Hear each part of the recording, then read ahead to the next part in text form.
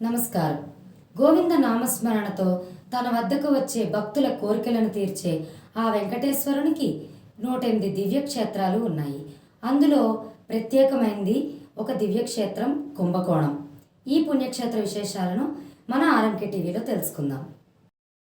కుంభకోణం దేవస్థానంలో పాతాళ శ్రీనివాసుడిగా ఆపద మొక్కులువాడు సేవలు అందుకుంటున్నాడు.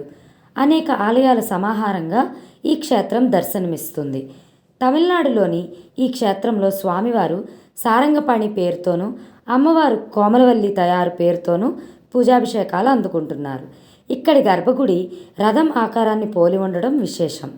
ఈ ఆలయానికి ఉత్తర వాకిలి, దక్షిణ వాకిలి ఉన్నాయి. ఉత్తరాయణంలో ఉత్తర వాకిలిని తెరవడం ఇక్కడ మరొక విశేషం. ఒకానొక సందర్భంలో సూర్యభగవానుడు సుదర్శన చక్రంతో పోటీపడి తన తేజస్సును కోల్పోయాడట. అప్పుడు ఆయన ఈ క్షేత్రంలో స్వామివారిని ఆరాధించి స్వామి అనుగ్రహంతో తిరిగి తేజస్సును పొందాడు. ఈ కారణంగానే ఈ క్షేత్రాన్ని భాస్కర క్షేత్రం అని కూడా పిలుస్తుంటారు. సూర్యభగవానుడి అభ్యర్థన మేరకు సారంగపాణి ఇక్కడ ఆవిర్భవించినట్లు స్థల పురాణం చెబుతుంది. ఇక్కడ పాతాళ శ్రీనివాసుడిని దర్శించి తీరవలసిందే. భూమికి 10 అడుగుల లోతున స్వామి కొలువై ఉన్నారు.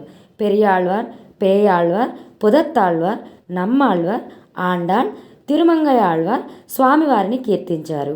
ఇంతటి మహిమాన్వితమైన ఈ క్షేత్రాన్ని దర్శించడం వలన సమస్త పాపాలు నశించి సకల శుభాలు చేకూరుస్తాయి. పాతాళ శ్రీనివాసుడి కరుణా కటాక్షాలు మన ఆర్ఎంకే టీవీ ప్రేక్షకులపైన ఉండాలని కోరుకుంటూ మళ్ళీ మరొక పుణ్యక్షేత్ర విశేషంతో కలుద్దాం.